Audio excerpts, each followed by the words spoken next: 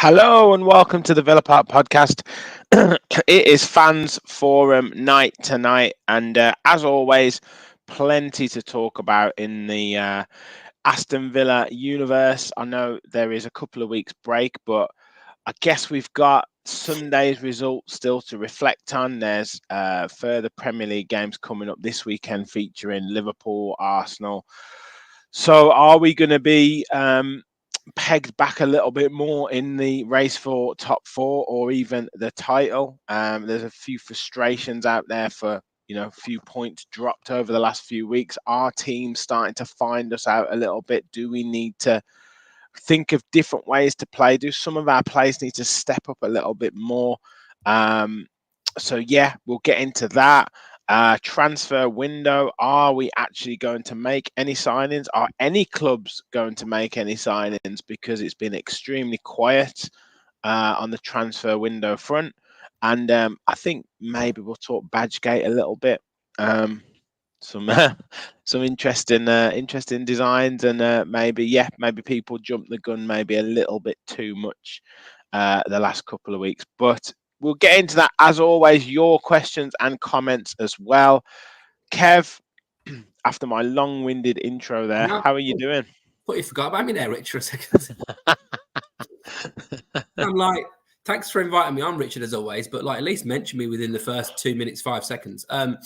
No, mate, I'm good. And by the way, what a wonderful introduction that was. I think we're going to be lucky to keep you on the Villa Park podcast at this rate, because seeing some of the talent on Sky Sports, you're about 90 million times better than some of the people I'm seeing on there. So you might be off soon. Well, I heard Douglas Luiz, or was referred to as Douglas Costa, was he, by Jamie Redknapp? Ridiculous. The disrespect is loud for Aston Villa. What was the game where they flashed up a picture of Aaron Ramsey rather than Jacob Ramsey? Get one of the brothers. That'll do it. Yeah. So anyway, but no, you do it. Whatever intro you want, mate. I'm all good, other than my nasty ankle sprain, which I won't bore the viewers with. But yeah, unfortunately, luckily tonight I'm not as sweaty as I normally am on a Tuesday night, because I've not played football. So there you go. Yeah. And Villa might, transfer window and all that. It's not a good time to get injured, Kev. Well, this is the thing. I always gauge your age on what kind of contract you'd get in football. So I'll be joining you soon in a week and a bit. Next Wednesday, I'll be 43, and I think now I'll be looking to get a pay as you play 2 week deal. Whereas when I was in my mid-30s, I'm thinking I might still get a year with a bonus extra year activation clause. Now I'm lucky if they let me in the ground even to do the groundsman work. So yeah. It's over, mate. Dream's over. Dream's dead. Yeah, the dream is over, mate, unfortunately.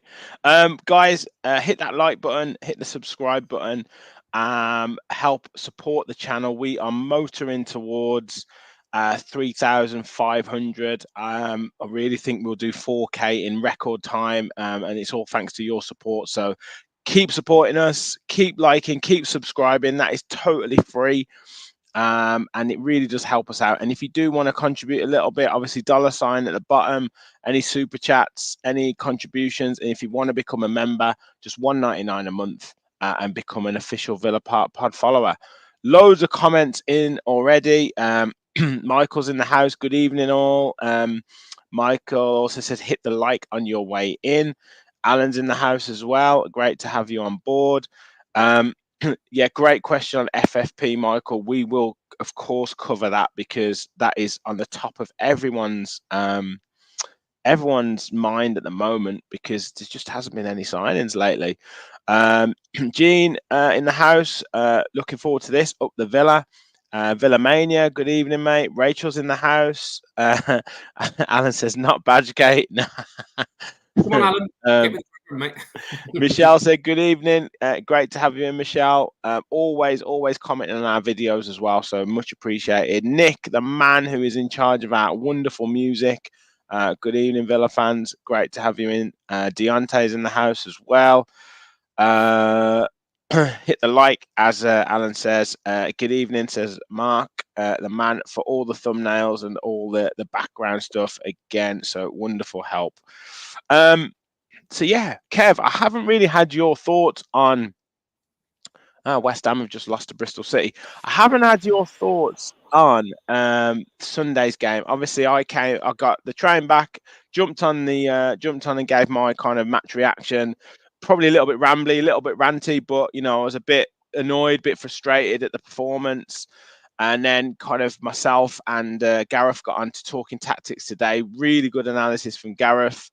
About and sometimes 0-0 draws, sometimes defeats, you can get more out of it because there's obviously things that we should have done that we didn't do. But how did you feel about the performance from Sunday, Kev, after a couple of days after the event? How are you feeling now? Yeah, I feel the same as I did at the time, really. I'm generally a fairly I'm more like level-headed. I'm more glass is half full to it could be three-quarters full, this glass type guy. And I thought that I actually thought we played all right. I think Unai himself said, didn't he, in his post-match comments, that that's probably the best we've kept the ball. And, obviously, particularly in an away game. But I think the one thing you would say is, like, is an away point at Goodison going to be a valuable point? It's going to be a really good point at the end of the season. Because when you look at the end of the season, you're going to get whatever points total you get, and that's going to be made up of wins and draws. And sometimes if you turn a draw, if you turn a possible defeat into a draw, and you do that 7 times in the season, and then you qualify for Champions League by 3 points, then those draws have been valuable. So, I do think it could be a valuable point. However, let's not ignore the elephant in the room. I think a game like that shows that we are lacking something in the attacking third of the pitch. And I know we had injuries to, obviously, long-term to Emi Buendia. I know Ramsey was injured, obviously, not long before the game. But Diaby's not been at it really for some time. I know we got his goal against Burnley, but he's not been at it really the levels we thought he might be. Bailey's probably been off it a little bit more than he was probably earlier in the season lately in terms of contributions. Watkins has dropped off a little bit, and all of a sudden you're looking like, where's the other option? That probably that Buendia type player, which I've seen a few people saying, but someone that could unlock a defense when you've got that low block / just deep defensive line, as I'd rather call it. When you've got that, someone that could just unpick the key, a Lucas Paqueta type character, a De Bruyne type character. But for us, I think that almost now, with the way we are playing Villa and how well the club's doing, I think Buendia would be even better in this type of system. So overall thoughts are, it's an opportunity missed, but it might be a valuable point. Yeah. I mean, I said it in basic terms, and I think I've mentioned this to you. The defense did their job, right? In basic terms, to keep a clean sheet, they set a foundation for the more attacking-minded players to go and win the game for us, right? And they didn't do enough. They just didn't do it. And my worry is that my slight concern has been over the last probably 5 or 6 weeks, as I've said on numerous times on this podcast, we have had to work extremely hard to win the games. We've had to win. We've had to work extremely hard against Burnley, last minute goal. Extremely hard against Bournemouth to get a point, last minute header, like from the depths of despair. We had to work extremely hard to beat Brentford. They go down to 10 men. We get 2 late goals. There's no way we win that game if they don't go down to 10 men. We have to go to the depths to get a point against Sheffield United, 96th minute, right? We get pegged back against Man United after being 2-0 up. We can't score against a team that clearly don't really want to go and win the game against Everton. We don't seem now. Look, Emery can talk about us playing well, and that's fine. Like you look at it on paper, possession, all that stuff. We are, you can say we're playing well, but you can bet your bottom dollar he is telling those attacking players they're not doing enough. They're not getting into the right positions. They're not taking risks. They're not moving the ball quick enough, and they're not taking shots at the right time.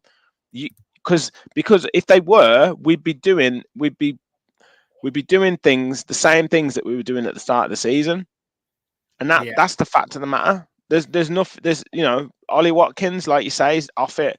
Musa Diaby's off it. Leon Bailey, we don't give him the ball enough, and that balance with Konsa playing at right back isn't helping him get the ball enough because we don't. He doesn't.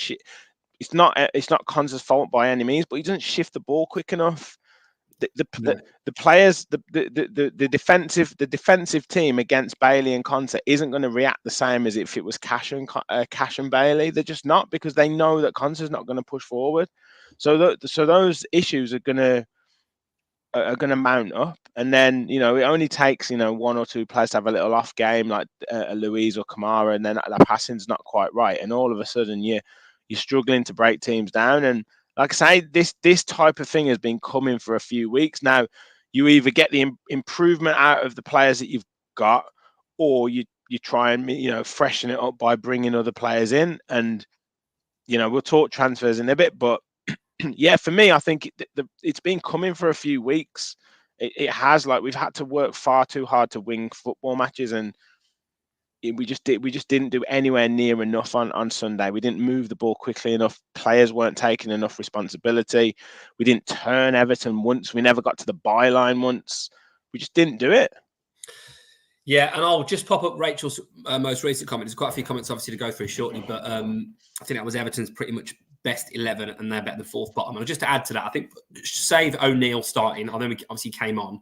I would say that was definitely my thoughts for the game. Is Everton's actual first 11 is pretty decent. Tarkowski, we'll get onto him shortly, right? Tarkowski and Branthwaite are solid, aren't they? Let's be clear. I think Mikolenko's been good.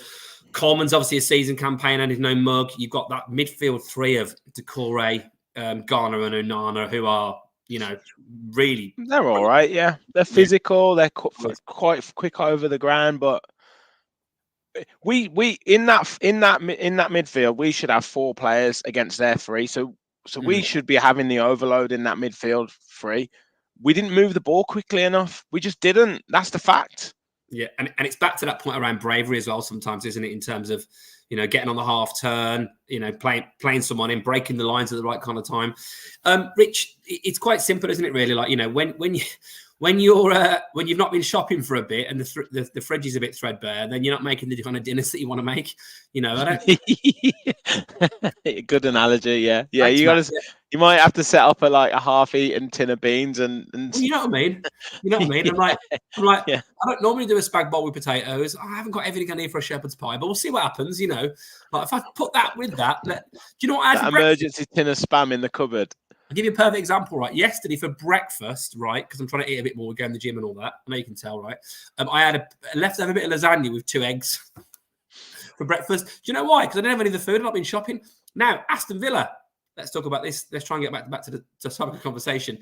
When our fridge is a bit more bare, because we've got a few injuries, then you are going to be struggling with what you can put together in that kind of situation. That's why we've had to struggle to get some of these results.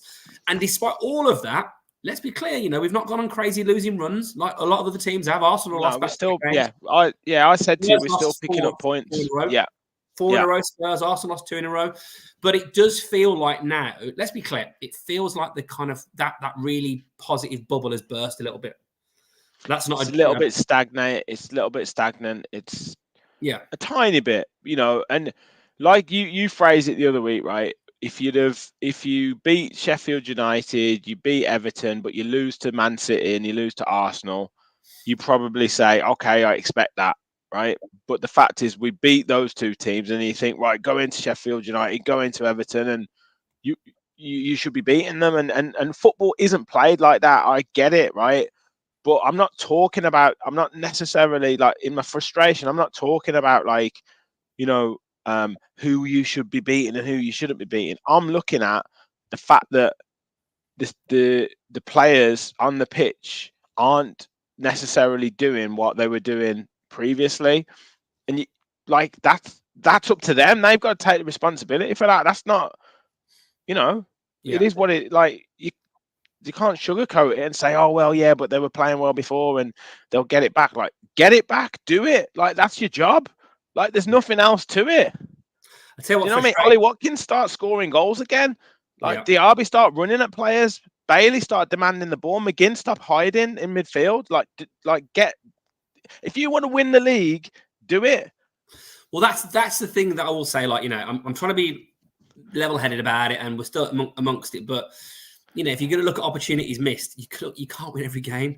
But you beat Sheffield United, you beat Man United when you're really leading at half time, and a decent team should be able to see that out. And you know, you're looking like anything can happen. I just don't want this season to be a season of missed opportunities. And sure, if we finish 5th and get to the final of the Conference League and the quarters of the FA Cup, it's a much more positive season than it's been in many, many years.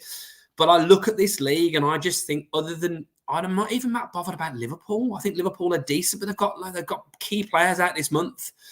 I do think they are, considering they're pretty much a fairly newly built, you know, quite a lot of team that have come in. You know, they haven't really got a striker in terms of like a Watkins or a Kane type person who generally gets you regular goals. Nunes doesn't do that.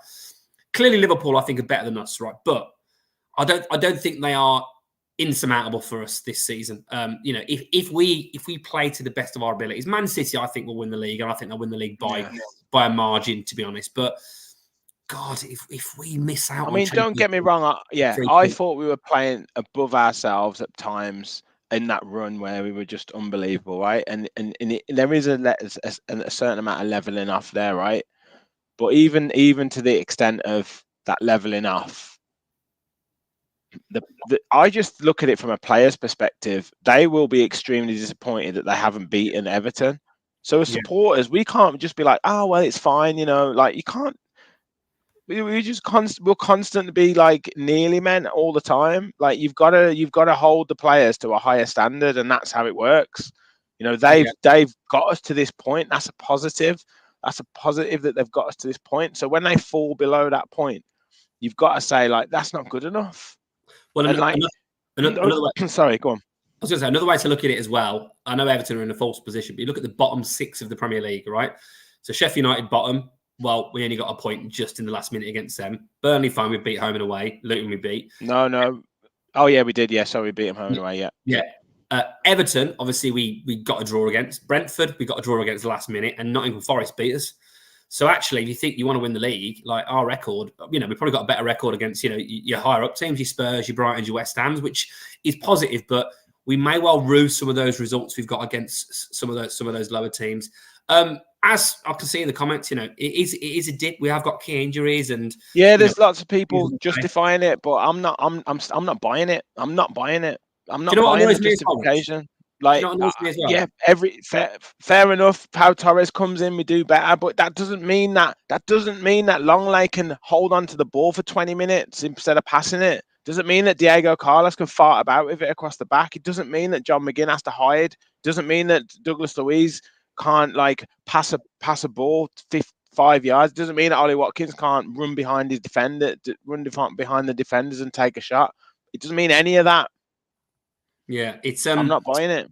Yeah, it does lack a bit of tempo at times, and you know, and I like, you know, keep the ball and, you know, maintain possession and move it left to right, but it is lacking a bit of tempo lately. The other thing I was going to say, which is annoying me at the moment, and we did it against Everton and we did it against Brentford, is we're getting embroiled in fight situations.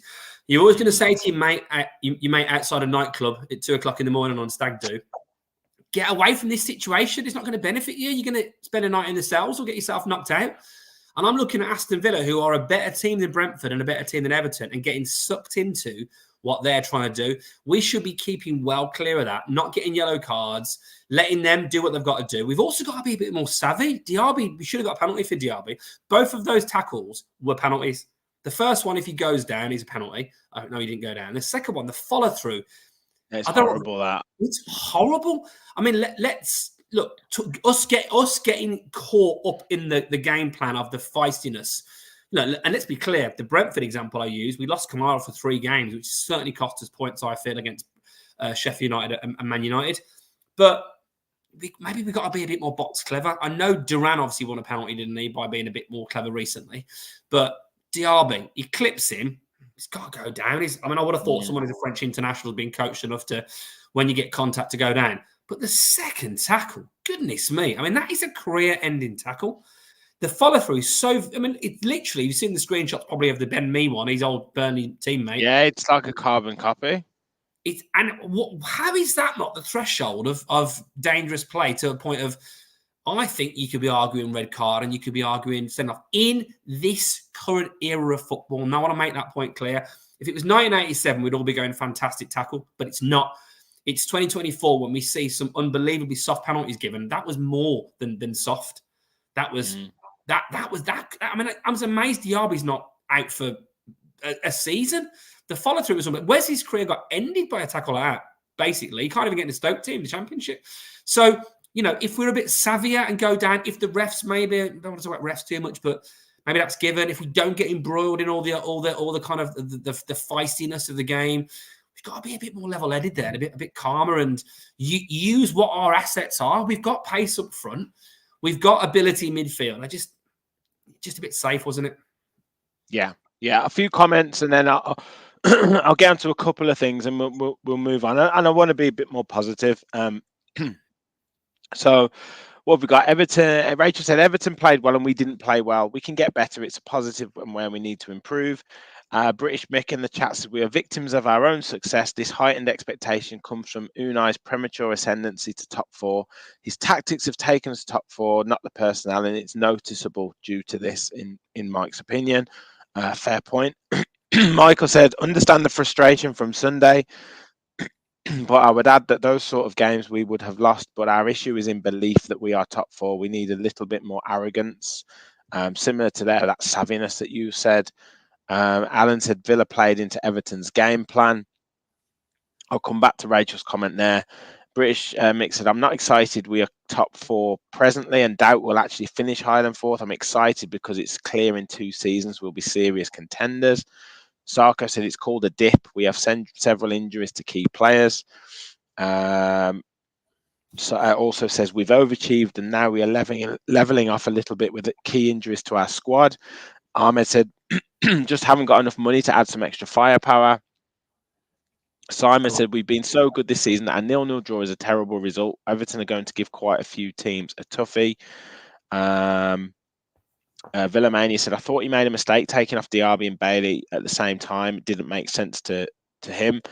Ahmed also said, we're managing games much better and picking up points. If we go all out, we'll get beat at Gerrard Smith football. British Mick said, when pundits were pressing Unai about the title talk, you could clearly see it was an annoyance to him, but he knows it's a marathon, not a sprint. He's happy, and he repeats this every post-match interview.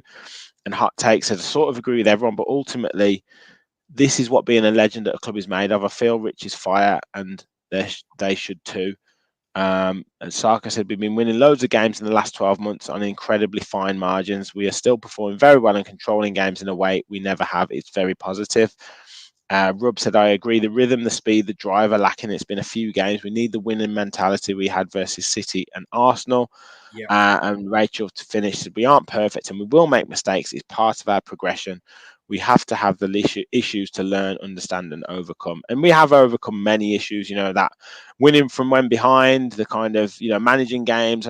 I agree. And I do agree to an extent, that we might have lost that game in the past. We're still picking up points when we are, when we're not playing at our best. And this period of games, if you look at it over the course of, you take Burnley and Everton, it's 4 points from 2 games. It still keeps on that 2 points per game situation. So, yeah, on that sense, it doesn't, it's not too drastic. I agree. It's just, I guess, some of, like I said, we've kind of had to really work to win games, and I want to kind of go back to that dynamism that we had. Now, one thing I would say about Sunday is, as lots of comments have said, the referee didn't help. You alluded to that with the fact of the penalties, but obviously, Moreno scores that goal. Fine margins there, Kev, and the game changes. Like I say, the referee in that situation just doesn't help at all, and you score a goal after 15, 18 minutes or whatever, and it's a completely different complexion on the game. It is. It really is. And I feel like this season we've had that a couple of times, haven't we? We had the Outmar game where I think who scored the header? Was it Longley or someone scored a header? Longley, yeah. And that's in the first couple of minutes of the game, and it shouldn't have been disallowed. And then you're chasing that game later on. I think we had it in another game where we scored early on, wasn't given, and then you feel like you've got a bit more hard work. I think Bournemouth, we got it to 2-1 because Carlos scored, didn't he? And then they disallowed that because Bailey scored, then Carlos scored. Yeah. And hallmark of Villa under Emery has been, particularly early on, it's been a lot of early goals. And once you've done that, the teams are out of sight. I remember when we beat Man United in that first game, we were two up so quickly that even against Man United, you felt like, that's going to be a mountain for them to climb. So, yeah, the other thing I was going to say, mate, was looking at positives out of this situation. Away games this season, Brentford, we had 67% possession, right? 15 shots to their 4. Everton, we had 69% possession, 16 shots to their 10. It's pretty dominant in terms of the ball. Now, you can make the argument we're not what we're doing with the ball because ultimately possession isn't everything. I always remember that stat about Blues that, under, what was it, like a season back or maybe earlier in the season that, they'd had like, terrible possession stats in the games they'd won, and the games had loads of possession. They hadn't won any of them for ages. But it's a good sign that we've got control of the ball. We just need a bit more cutting edge to do a bit more to it. But the decision for Moreno, I mean, let's talk about that for a second, right? What the hell were they doing? We all thought it was offside straight away. 3 minutes later, what are they checking? Because if 3 minutes passes, I think there should be a law somewhere that once 60 seconds passes, an alarm goes off saying you've got to give the goal now. Because you're taking too long. Yeah, like on a game show, like on The Chase. Sorry, can't answer that question. Like the time's up. Or it's like the countdown clock. Yeah, do goal. Because like what we're all looking at the TV, and I said to you obviously the other day, like, it must have been even more frustrating for you in the stands. And then we see the offside get checked. And then all of a sudden they're checking over and over again. I don't know, guys must have seen this who are obviously watching tonight. Did you all see when obviously watching it on telly, they kept playing over and over again the goal going through with the view of is Longley blocking the keeper? Is Longley blocking the keeper? Over and over again. I'm thinking, well, they've clearly gone past the offside. So if he's not blocking the keeper, why have they not given the goal? Oh, they've gone back to the offside, which looks like he's well offside. So what were they doing? Like, what's the point? Why wait? It's ruining the game of football. We're all sat there going, do I celebrate? Do I not celebrate? Is it going to be a goal? Is it not going to be a goal? The spectator sport of football is things like that. It's an absolute, it's dog shit, pardon my French, but it is. It's terrible. And I don't know if anyone's seen any answers. So terrible from them. The referee as well. He was terrible against Brentford and he was terrible against Everton. And it's 2 games where the game got out of control. How he's a Premier League referee, the way he's performed in those 2 games, is beyond me. So he needs to be gone as well. And of course, Brentford, he was right in front of that Ben Mee tackle and didn't even give a red card. So I think there needs to be serious questions over David Coote as well. Yeah, he was bad in the Championship. I remember him refereeing when we were in the Championship, and he was bad then. Like, he seems to lose control of a football match, then just book someone randomly and think that that's him stamping his authority on it. And he just doesn't carry any authority for me. Rub said the referee Coote is killing football the way he conducts the game, beyond frustrating both teams and leading to brawls, contributes to poor football with lots of interruptions. He's really poor. British Mix said VAR is both necessary and farcical in the way it's implemented. The Cup showed how much we needed it. The league shows how badly it's reffed. And Rub also says VAR were like headless chickens running around with no purpose. They check the foul on Danjuma, the long lay position. They are lost, just in panic, as scared to miss something. And then, hot take, Hyla said, this called complimentary. All of us are right, even though our opinions seem conflicting. And Rachel said, we're a good community. We respect each other's views. That's it. That's what we are on this podcast. Like, we never always agree. We like to put our points across, and we sometimes don't agree between each other and on the comments. But we're all Villa fans at the end of the day. It's all respect. That's how we are. And if you like it, make sure you subscribe. Make sure you hit the like button. Gene said, well said, Kev. Ref was awful. Ollie's card was ridiculous. I think we had 4 bookings and they only had 1, and all ours were like you say, we kind of got embroiled in their rubbish, and that's exactly what Everton wanted. But yeah, look, we move on from that game. We've got Newcastle in a couple of weeks. How do you think the players will? I think they've all gone on like family breaks and had a little bit of time away. How do you think they'll come back from this? Obviously, we've got the cup game with Chelsea first, but yeah, how do you think they'll come back from this little break in terms of refreshment? Will they be refreshed? Will they be raring to go? What are your thoughts? Well, it's always either a good time for a break or a bad time for a break. It's never a 50-50. Is it a good time? Is it a bad time? So this is clearly for me a situation where it's a good time for a break. We've been creaking a little bit. Like we said, the fridge has been a little bit empty. We've got through this run of games. And if you go back to include Man City and Arsenal, obviously it's almost like they put so much effort into Man City that it's knocked them out for the next 6 weeks. In terms of what happened with that. But you got Man City, Arsenal, obviously. And then obviously Man United, the Sheffield United game, all these different games. Burnley was last minute. I just think they probably need a bit of a rest. And there'd been a bit of a break for a period of time, obviously, over Christmas. But I think that a nice 2 weeks off, pretty much. Get yourself recharged. Have a Kit Kat. Why not? Have a Kit Kat. They're not having too many Kit Kats, so we need to keep lean. And spend time with your family, get a bit of sun. Hopefully they're having a massage somewhere. I'm sure a few of them have gone to, have a little bit of let their hair down. I just think the situation for Villa now is this winter break is perfect for us because it gives a chance for us to just recharge, reset. We've got a hell of an exciting time rest of this season to go. We're still in the FA Cup. And let's be clear, I ain't scared of Chelsea away. I don't give two hoots. Chelsea are not a team that we should be worried about. We should be fancying ourselves in the Conference League, and we've got a real opportunity to finish in the top 4. So, let's be clear. We need to recharge these batteries as much as we can, and if we can do that, then. But wouldn't it be lovely to see a name come through the door as well to greet the players when they come back? Well, you segue into that perfectly because obviously we've talked around a couple of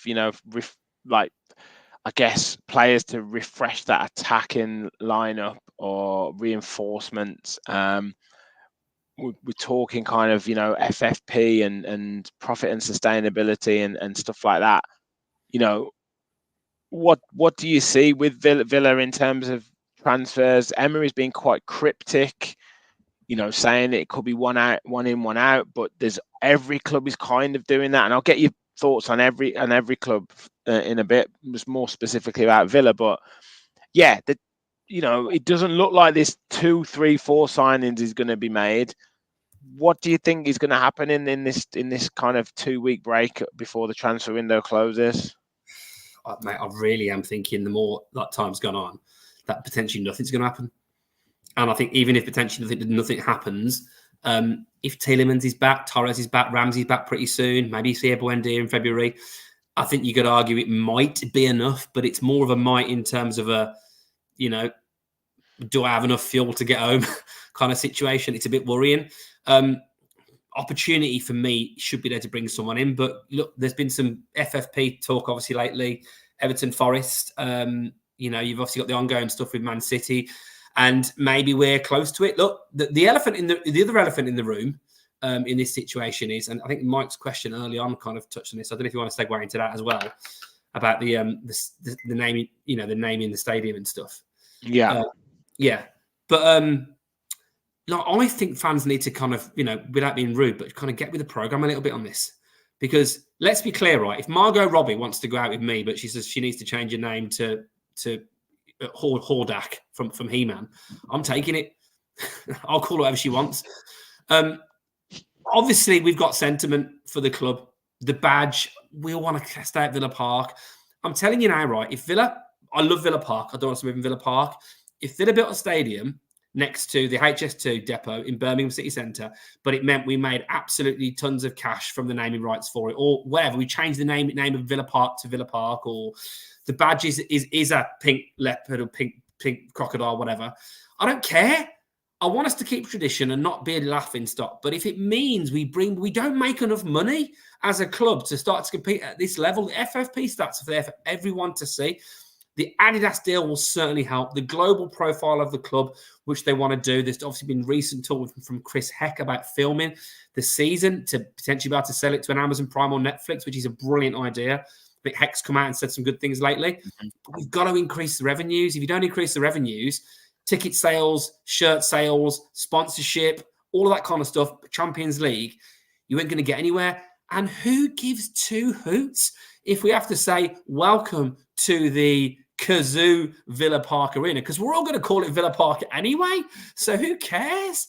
And if it means we get loads of cash for it, bring it on, because that's what it's all about. Would you rather be called Villa Park, have the badge that you want, but be languishing in the middle of the Premier League? I think we've just got to get with the program a little bit. Yeah. Shout out to the man with the golden gun. He has super chat with £5 super chat. Thank you very much, mate. Good night, Rich and Kev up the Villa. Thank you very much. And Hot Take Hylas says, sorry, we'll take this time to say I actually respect you two's opinions more than any other Villa podcasters. Thank you very much, mate. That is very kind of you. You know, sometimes I think, you know, Kev, you know, sometimes he goes on a bit, but he's not too bad. But yeah, in terms of like the FFP, I totally agree with you. I think Chris Heck, I guess it's always difficult, isn't it? Because he doesn't say anything for kind of 6 to 9 months. Then he comes out in an interview and says a few things. Then the whole terrace view and the lower grounds things done at the same time. I obviously had my views on that in terms of, yes, I agreed with it in principle, but I didn't agree with not improving the original facilities for Villa fans. But it agreed the sentiment about the revenue. Then he obviously had the badge. Then he kind of like redeemed himself a bit more with the Adidas. Then he's kind of talking about the selling to Amazon Prime, and you can clearly see he's got a brain for additional revenue streams, and that's what a chief executive has got to have. You know, these things now are vital, because if you can increase revenue here by 5%, 10%, because they're going to be price increases, right? But they're only going to improve to us by tiny margin, right? You've got to talk about selling the rights of a documentary to Amazon or Netflix, or doing something that is massively outside of the box, and that's what's going to be able to bring the players in. So that's probably more of a medium to long term thing. But in terms of now, obviously people saying, Mick says, I would have loved Zaha on a year deal. I wanted him when his contract expired at Palace. Obviously there was a little rumor of Zaha. I don't think that's going to happen. Dale said we're going to get one in at most. Obviously that Ngongi's gone to Napoli today. Didn't want him anyway, Rich. Didn't want him anyway. We didn't want him anyway. Gaz says apparently we can only bring what the attendance was at Blues tonight. Rob says, what if she said you need to tattoo? What if Margot Robbie said you need to tattoo your Villa logo on your forehead? You'd still do it. You'd still do it, wouldn't you? Let's be clear. Like, people are going to do that anyway. It's a class design, so why would you not have a Godzilla lion dragon thing on your forehead? Gazel, agrees with me. Increase the revenue without ripping off the fans. I agree. I don't think increasing the prices of things too by, ticket prices are only a tiny percentage of where the money's coming from. So, Rich, David's. Sorry, just a quick question on this situation. Would anyone that's against the renaming of Villa Park or anything which might be seen as commercially a bit dirty, possibly, because I want to keep the integrity, right? If we can do all of this without giving anything away and losing that kind of identity and do what Man City have done, then great. If we can do it that way and we can buy who we want, there's no restrictions FFP, then fine. But if I said to you all, right, Villa Park, for those that don't agree with it, Villa Park's going to be renamed the Gymshark Arena, right? We're still going to call it Villa Park. And but it means because of that, we bring in Dybala, Zaha, and some hot striker from Europe somewhere. Would you take it? I think the answer probably would be yeah, we would. If it, I know hopefully we haven't got to make that kind of choice, and I know it's not always that clear to see that action there leads to that outcome there, but clearly we need to do something a bit different. Now, in terms of the actual transfers, because as you say, this is all kind of like down the line. Zaha, I think Zaha would have been ideal. He's 31, something like that. He's Premier League experience. I think he would have been ideal. If not him, Dybala's got a pretty good release clause apparently, and obviously knows. It's gone now, and the date's finished. It was yesterday. Oh, okay. That dreams. Yeah, but I like the Emery kind of not making panic signings. I like that, right? Because you don't just want to bring in anybody who's not going to improve your team, not going to have a purpose for why you're bringing them in, especially if you can't get the right value. But I just think there are a couple of areas of our team that probably do need some improvement, but it's where you get the finance from. It's where you get, obviously we've considering selling a couple of young players to maybe bring a couple of future young players in. But yeah, where do you generate that cash unless you're doing the things like the sponsorship deals, the merchandise deals, which are going to come later on down the line. Before we go on to I guess other clubs, because it's the same across other clubs and this whole transfer window business. If we fast forward to the summer, I mean, people talk about Frimpong and one or two other players as well in the summer. Would you sell one of the big names, the high ticket players, to generate extra funds for the club, i.e.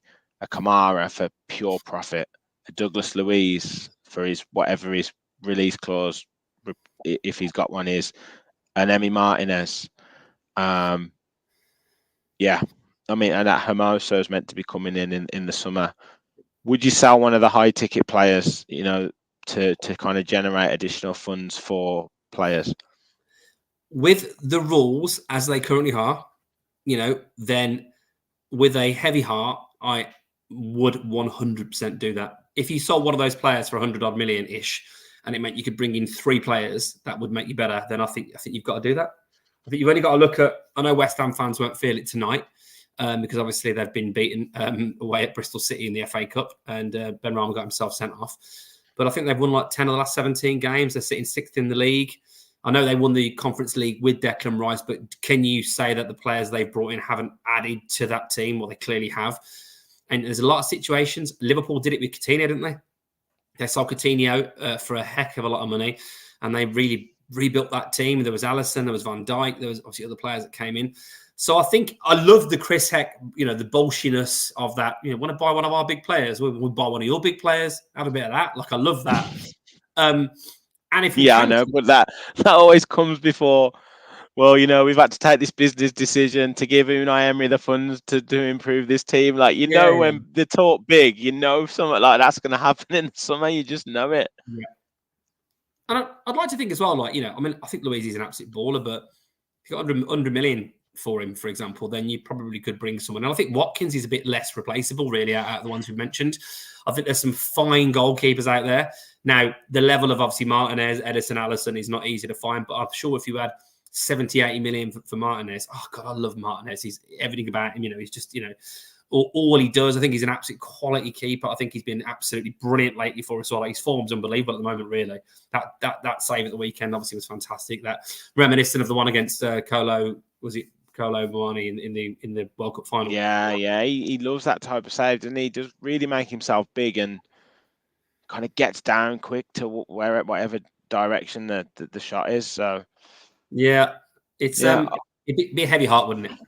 Yeah, absolutely. And loads of comments coming in about this. David Folks said, I have said Martinez will be the first 100 million keeper.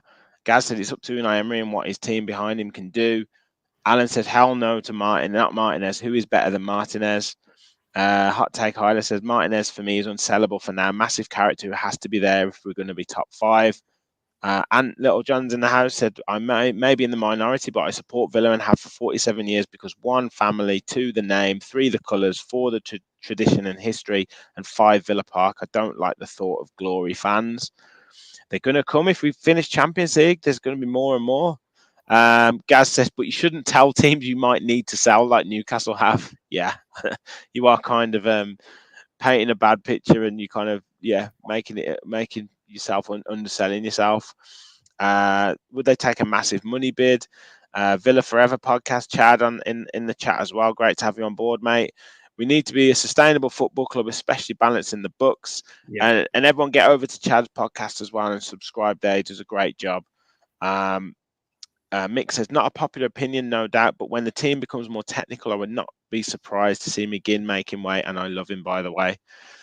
Yeah, the only thing about McGinn is I've signed a big long-term contract. He's probably approaching 30 now. I think he's probably him now at Villa. I think that's where he is. I think he'll be a useful squad player at some point, but yeah, I think he'll see it through. Rachel said it depends who. If it's going to be a player, it will be Dougie. He is easiest to replace than Martinez or Kamara. Who says those three players would be better? It's a gamble. It's always a gamble. Absolutely. Don't forget, Mings will most likely not be a common feature either, so another potential sale there. Yeah, you'd have to see how he comes back from injury. Martinez is 31. You won't get massive money for him, in my opinion. He stays, says Gaz. David said, teams will definitely be sniffing our players. It will be mad. Michelle said, who would you bring in for Dougie? Then I can't think of anyone. Yeah, well, I mean, that's where Monchi earns his money, That's where you bring in another player who's similar ilk. And then hopefully if in the Champions League or something like that, you bring in like a ready-made player. Rachel's in the know, Zubimendi as an example. Gaz says, sell Dendonka for 60 million, job done. Good idea. That Chelsea would definitely buy him. Chelsea is all over him apparently for 60 million.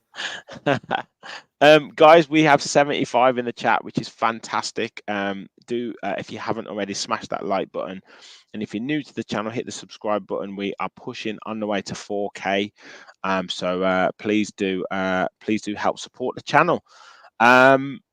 So let's just move on to kind of, I guess, the January window in general, because it's been very, very quiet. There's obviously been this news about clubs with this profit and sustainability, FFP. Nobody wants to really spend any money. They want to stay very close to this within these rules now, because they're seeing that the Premier League are clamping down. Everton now been charged. Well, they've obviously lost points and they've been charged again. Nottingham Forest been charged. Wolves apparently close to it. I think one or two other clubs are very, very close to it. And Villa have kind of said, maybe it needs to be one in, one out. Newcastle have said they need to potentially sell one of their big stars. I'm sure Man United are pretty close to it, even though they make huge turnovers. Everyone except for Man City and Chelsea seem to be immune to it. But what are your thoughts on I guess on the whole transfer window situation now in January, and on the back of this profit and sustainability situation? Well, look, I think you probably saw my tweet the other day, didn't you, about FFP? Basically saying, and the sense of unfairness is going to be so strong until Man City is sorted out, because obviously we see the news break, at the start of the week about Forest and Everton. And I put in the tweet, pre the Abu Dhabi money, they were both more successful clubs than Man City. Bigger clubs in Man City, just because they've got this money now, they are now currently clearly a massive, probably the best club in the world. But before that point, these two rich clubs with rich history. If you had to ask me what, kind of the feeling was for me of the last, 5, 6, 7 years of teams that seem to be spending more than they should be spending, definitely Everton under that period with Ancelotti seemed like they were just spending money like it was going out of fashion. And even in recent years, they've still spent a fair bit, I think. And Forest, definitely, when they went on that crazy splurge. And it's obviously come out lately saying, like, they've really, really been pushing it. So in one breath, I'm like, well, actually, throw the kitchen sink at them. But Man City are getting away with it because obviously they've got so many charges. And the analogy I used in a reply to one of the tweets was like saying a serial killer doesn't get ever taken to prison because there's too many bits of police work for them to sort out with all the different murders. But someone has just killed one person, gets sent down for 25 years. It's like, well, hang on a minute. You can't benefit because you've got more infringements. There needs to be something done. And if there's so many infringements that they can't sort out in time, and maybe Man City are holding it up, then I don't know, kick him out of the league or make every game a 3-0 loss, kick him into action, right? Until you sort out all the paperwork or whatever it needs to be, then it's going to be a 3-0 default loss. And yeah, you can't. Yeah, exactly. You can't. Like you say, you can't use, oh, it's going to take so long to punish us as an excuse to then just let them carry on doing what they've been doing already and continue to win leagues and bring more money in. Like, it's, well, this is the thing, like, completely counterproductive. I put in the tweet, like, Forest and Everton haven't been able to assemble the squads. I know Forest tried to when they bought every player in the world, but, assemble the quality of the squad that Man City have got. They haven't just won the treble. One thing we forget about all of this is, in the midst of them being, oh, what a team. De Bruyne, isn't he amazing? He comes back, gets a goal and assist. Grealish can't get in the team. 100 million quid for a player that can't get in the team right now. 50, 60 million quid on fullbacks, and then one of them can get, sexual assault offences and don't worry about him anymore. He's gone. That's most teams' record signing, Mendy. It's staggering. And they've done all this while they've clearly been crossing that line in terms of what they're allowed to do. How it's not been sorted out, whatever it takes. But you can't, at the same time, for me, penalise clubs that are currently in the Premier League whilst not penalising them. And particularly two clubs like Forest and Everton that are rich. His hair is looking fantastic at the moment. I've got to give him a look. Those ginger locks are looking superb. Forest and Everton have got rich traditions, real good, strong history, and it'd be a real shame. And whether they get points dropped, but if Forest get points docked off them, they could be banging trouble. Everton will be even more trouble. And like I said as well, spare a thought for your Reddings and not too much, but Birmingham City, Derby, all these clubs over the years that have had stuff that's happened to them because of financial, infringements and problems and profit sustainability, all the different things they've done. Why Man City getting away with it? Why are they getting lauded still? What a team, fantastic. They're probably going to win the league again this season. They're probably going to win the FA Cup. They've got a good chance in the Champions League. They're going to win something this season. And they've got 114 infringements. It's an absolute disgrace, and something needs to be done about it, because while we're all seeing in one eye Forest getting done and Everton getting dock points, we can see with the other eye that they're just kind of basically taking the piss and laughing at everybody.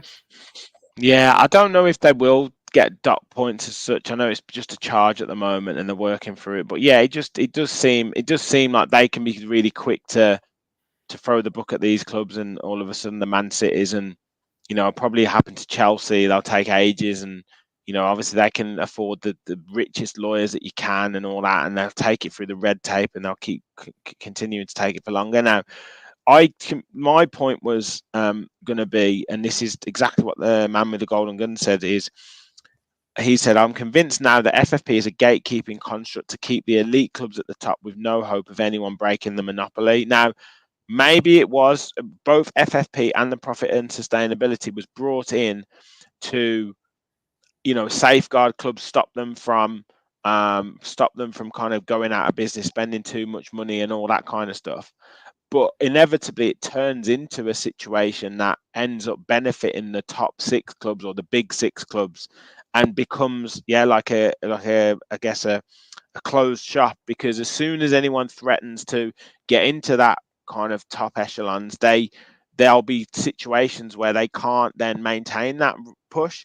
Newcastle being the prime example, have a brilliant season, get into the Champions League, can't then spend more money to maintain that position in the Champions League, and end up getting a few injuries. Obviously, they can't really help that, but they can't bring any players in to reinforce that squad, so they're not going to finish in the Champions League again this season. The same could happen to Villa this season. Maybe we've been a little bit more careful with it, so maybe we can spend that little bit more money, but the pressure is going to be on to finish in the Champions League again next season, and then all of a sudden Man United can somehow spend another 200 million, or Chelsea can spend another 200 million, Villa can only spend 50 million, or they've got to sell a Douglas Luiz for 100 million, and then their best player's gone, and they end up having to try and resettle players in. It's that situation again, and then Villa don't get in the Champions League the season after. They lose a couple more players, and it becomes that cycle of, you can never quite get. It's like the hamster in the wheel. Like you can't ever get anywhere with it. Yeah, and isn't it amazing how all the timing of these clubs that have done really well? Chelsea get their billionaire owner Abramovich, and that revolutionises what they've done, and then they have this unbelievable 20 years of success. Man City get it probably 7-8 years later, and they have all the success, and then they're now going to change the rules now. So really, it's been great to see this season Girona in Spain, obviously Leverkusen in the Bundesliga, and obviously Aston Villa. But none of those teams are going to win the leagues because ultimately they just won't be probably quite strong enough. Now, the thing is, if the rules are slightly different, those teams might be able to attack it in the January transfer window. And if we've got very, very rich owners, so actually, if you weren't so restricted to it, because we've got ourselves in this position by fantastic coaching and the players have grafted, if we could bring in 2 or 3 players to really bolster that team, then that surely would be more fair for us to compete. But we can't because we don't earn enough money. Well, the thing is, like, you're going to be really, really struggling to do that, which is why it goes back to that point. You've got to increase the revenues, whatever it takes to do it, because, mate, the point you made is exactly right. The pressure to keep finishing year on year. And also, let's be clear as well, it's such pressure to finish in the Champions League. I mean, Spurs did it year after year after year, but they didn't do anything else. They probably sacrificed some of the cup competition. So really, what have you got? You've got your fans are just now amazed because they hear the Champions League music and they got to the final one year. What a fantastic run that was. But really, it just becomes all about getting to the Champions League from a money perspective, and almost everything else gets forgotten about. A trip to Wembley to win a trophy, we'll sacrifice that. And your players are always at risk of going to one of the big clubs because they've got more money to spend. I think something drastic needs to happen. Now, I don't want Villa to lose their now much loftier status by doing this, but whether that's some kind of wage cap, whether that's some kind of, almost like they've got in America in terms of American football, but something which is just going to level the playing field a little bit more. Yeah, yeah. I'll smash the like button. Gaz said he's pressed the like button because he didn't want to break his phone. Yeah. Wise move, mate. Wise move, mate. We'd lose another viewer then. So yeah, absolutely wise move. Mate, I totally agree. I don't know what can be done. I think with all these rules, they always forget about, they don't consider the unintended consequences. They'll always think, oh, this is great for the game. This is going to be brilliant. This will stop clubs from overspending. This will stop clubs from going out of business. They don't realize that clubs will push the laws to the absolute limit and then end up putting themselves in trouble anyway. And then also the bigger clubs will just hoover up all the good players anyway. Because, a Nottingham Forest or whoever are going to have to sell a Morgan Gibbs White to a Tottenham or to a Chelsea because they're going to have to try and recoup some money. Everton are going to have to sell whatever Branthwaite to Man United for 50 million. It's just going to continue to happen as it always has if they just didn't mess with it, because the bigger clubs always buy the smaller clubs' best players anyway. So why mess with it? Yeah, and also it just becomes total panic stations because you constantly got to say to your scouting team, you need to find good players because we might need to unearth someone that we can then sell for 70 million, down the line. That Branthwaite's been linked with Real Madrid, and that, look what happened with Birmingham with obviously selling Bellingham. That kind of money does really change things for you. We talk about whether the players that come in will be good enough. Someone put that in the comments earlier. Well, let's not forget we did it with Grealish, didn't we? And you probably say now on balance, Bailey has been a success. Buendia was probably just about up to the point he got injured, and Ings obviously not so much. But yeah, those kind of sales revolutionise it. Where would Villa be for getting promotion back to the Premier League if we'd not had Jack Grealish? If we'd not been able to sell Grealish for 100 million, where would we be? Because even if you're selling, Carney Chukwuemeka and Matt Target like we did that window, and you're selling Cam Archer and Aaron Ramsey and Philogene Bidace, etc., and Finn Azaz obviously recently, that money doesn't touch the sides. And maybe we're in a situation where we'll probably could possibly be back in the Championship if we didn't have Jack Grealish money. So at the time, I'm thinking, oh, Grealish, why haven't you stayed? And, getting really sort of nostalgic and sentimental about that situation of everything he's done. But really now, it's the most logical thing we needed to do for a club. It's a hard situation to be in. And seeing what's happening now. How also Chelsea, I know they were clever with the contracts. For those that don't know that, but they've banned that now. You're not allowed to do contracts. Yeah, they have. I know. Yes. Well, that's what I mean. Clubs will lawyers are paid money to find loopholes where it doesn't tell you that you can or can't do something. So therefore, they've done that, and then all of a sudden the Premier League have said, "Oh, you can't do that anymore." And yeah. It's mad. It's mad. I mean, Gaz makes a great point. When you have to sell your young players to help FFP, you know it's failed. Yeah.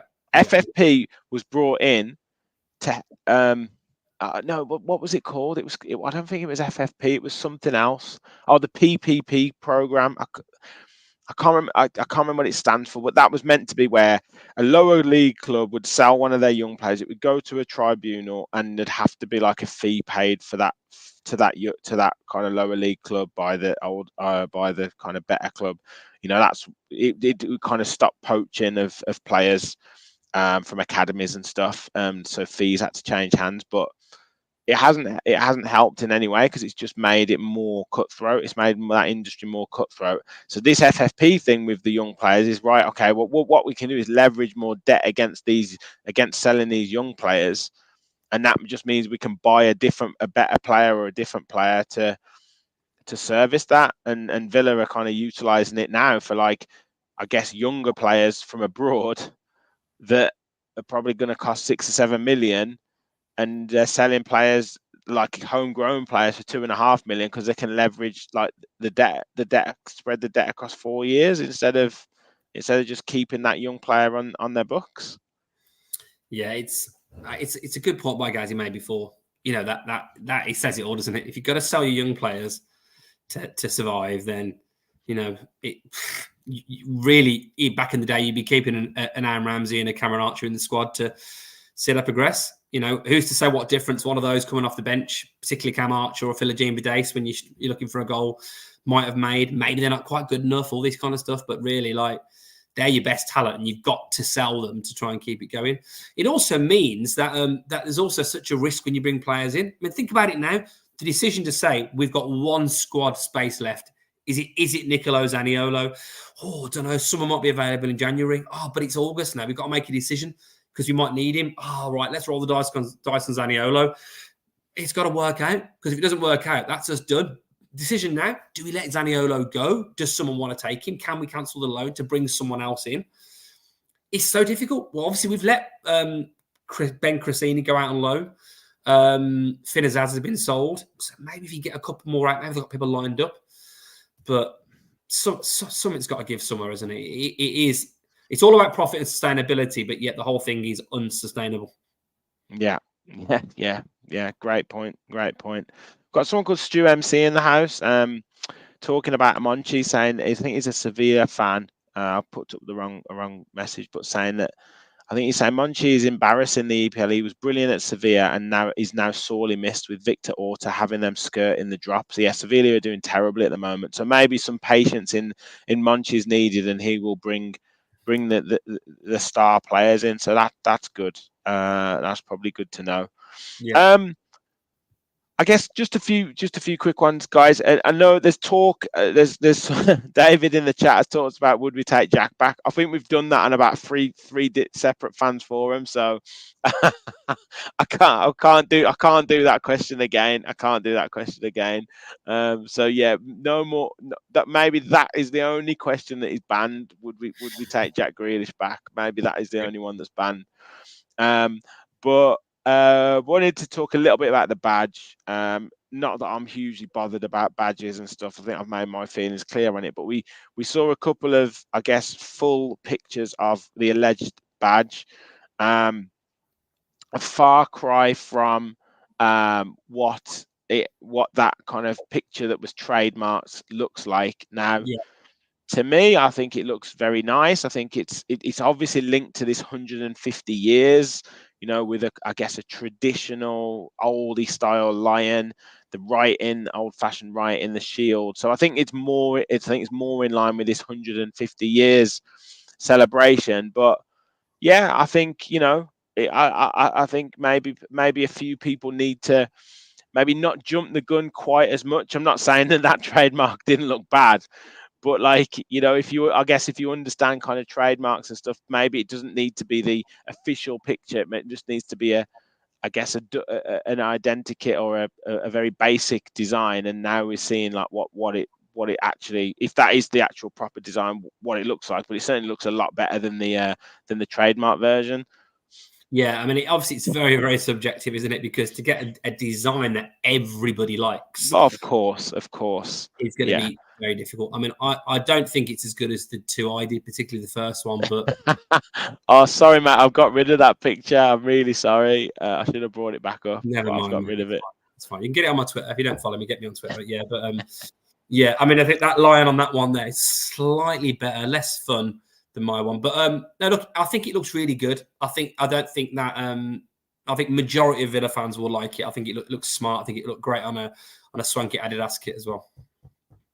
Yeah, yeah, definitely. Well, we shall see. We shall see. Yeah, like I say, I mean, Chad said, standalone line which represents Aston Villa. There's and there's lots of people saying it. Gaz said it's badly designed, but what they've done is pretty nice. Yeah, I think generally, I think people are gonna be all right about it. But yeah, you're never gonna please everyone, of course not. And we know Twitter is a, a field of opinions that everyone believes their opinion is right, and that's how it is. You just got to do what you got to do. Anything that you want to bring up, Kev? Anything that we haven't covered this week? Well, I wanted to talk about filthy Tarkovsky and all the Everton fouls and how terrible David Coote was. So we've covered that. Obviously, the FFP chat's another one which has been going off this week, and obviously I've talked about myself as well outside of the pod. So yeah, look, I think maybe just let's talk about a bit of positivity. I mean, I know it's easy to say this, and we're disappointed in terms of maybe what we could have won in the last few weeks. In terms of the Sheffield United, the Everton, the Man United games, but what we're midway through January, we're third in the Premier League. We're in the next round of the FA Cup. I mean, unfortunately, Birmingham City won tonight as well, so fair play to I them. know they did. Yeah, and Wolves is a Black Country derby. Wolves West Brom, because Wolves came back, didn't they, in the end in extra time. But look, we're in two cup competitions that we've got a really good chance of winning both of them with the squad that we've got, and we're in for a shout of Champions League. So yeah, I just think maybe let's even though there's loads to talk about, let's try and keep optimistic with what's going on. We're going to need all the support of the fans now. I just hope the club can pull a few rabbits out of a hat. Monchi can do something. One of the quick point on Monchi I meant to say as well. If FFP is so restrictive, then almost why do you need Monchi? If you want him one out, then just surely they can do that with everyone else they've got in the club. But yeah. do you need this transfer impresario to go do all these deals? I'm not allowed to do any of the deals. So I'm hoping they can pull a rabbit out of a hat somewhere, because I just think we'd lovely to get that kind of injection of, a new face, someone that can add a bit of value to the team straight away. How great is it to see Tyrone Mings, by the way, using that VR thing to be training? Although he just looked like he's lost a bit of muscle off his legs, unless, he was always that thin leg, but, clearly that's taking him back a bit. Buendia might be back soon. We need to keep our fingers crossed for Tielemans, Torres, Ramsey, these ones that have had a little injuries as well. And let's see what happens. Other than that, nice to see the badge situation is nearly sorted. Be good to get some news on what's going on with the ground, but that's obviously been kicked down the road a little bit. Yeah. How about you, mate? Any other points? No, not really. I just think, I agree with you. I think there's plenty to be positive about, but it looks like Buendia, according to FOTMOB, is going to be back early February 24. So it'd be good to see if he's back in training in the next couple of weeks. Mings are saying April 24, so we'll see about that, whether he can get back before the season's end. But I think Newcastle to come. Then it's Sheffield United. Then it's Man United. Then it's Fulham, then Forest, and then Luton. So that takes us up to March the 2nd. So there's definitely winnable games there. And this 18 kind of 2-week points, break, exactly. This 2-week break gives us a huge opportunity to get refreshed, get players back fit, like you say, and really attack this last part of, this not the last part, but the kind of the third quarter of the season, I'd say, and really push on with it. Very, very, very, very positive times, despite my frustrations from Sunday's game. But, I'm sure I'll get over it. I think that does us, mate. We'll be back, I'm sure, for more transfer talk. There's talk of like Hermoso. We've I think that's what Monchi's probably doing. Some deals that are going to be done at the start of the summer window. So that's probably what he's doing. Whether he's going to do anything in the interim, I'm not too sure. Paul's asking, is Duran staying? I think probably, unless we can shift like a Dendonka or a Chambers, I don't think anyone else goes, and that's why I don't know if anyone comes in, because I don't think we're going to get the value for money on someone, He, to be sold, he is to pissing bring me off. someone in. He is. I think I've seen a lot of comments saying like, he's going to be a world class talent, and he's definitely got something about him. But I've got to be honest, his demeanor when he comes on, it just annoys me. He's almost causing more problems than he's bringing positives. He's young, he's raw. As I said the other day, not everything that's raw is good for you. Prawns and chicken being one thing, and I'm pretty sure Duran, how long are we going to keep saying he's raw for before he starts to add some real value? But he's done nothing when he's come on in recent games. Sure, we got that really important goal against Palace, but I don't know. I wouldn't be surprised to see Duran leave if something happened. I wouldn't be surprised, but then I just don't see it happening in the next. Yeah, I know there's some things that can happen quickly, but I just don't. 16th of January already. We've got 2 weeks. I just can't see us, unless we've got someone who's ready to come through. That if he goes, you bring him in. I don't see it. So it's just difficult. But yeah, who knows? Who knows? But we will be here to give you the news anyway. Sorry, mate. Go on. I was going to say, just find it. You'd think Chambers, bear in mind we didn't pay a transfer fee for him apparently, should be pretty easy to shift on. You'd think Traore would have some takers. He's just scored a winning goal in the AFCON, hasn't he? But, yeah, I'm sure Rachel put on Twitter though that his contract runs out in June, so no one's going to pay money for him right now. They might do a pre-contract agreement for him, but no one's going to pay any money for him now, because they'll just wait till his contract runs out, and he's not going to move anywhere because he'll get a decent payday when his contract's up, because he'll be all signing on fee. So yeah, maybe he's come with some agreement to let him go. And I don't know if Chambers' contract's up at the end of the season, so he might not move at the moment, because why would you? Yeah, maybe you're right. Yeah, maybe it's not. Look, well, we've got to be clear, haven't we? There's some pretty intelligent people working there at the club, and specialists. So there's got to be reasons why they're not doing stuff. But come on, just bring us someone in. Come on, just someone. Yes, please, Unai, please, Monchi, just one, just to freshen it up. But yeah, I'm sure we'll be back. I'm sure there'll be plenty of rumours in the next few days, and I'll be on to do my transfer talk roundups to give you all the lowdown. So don't miss out on the channel, guys. We've had nearly 100 watching tonight, which is fantastic. Make sure you do smash the like button, or press the like button, as Gaz said. I don't want people breaking their phones or breaking their computers. Subscribe if you're new to the channel.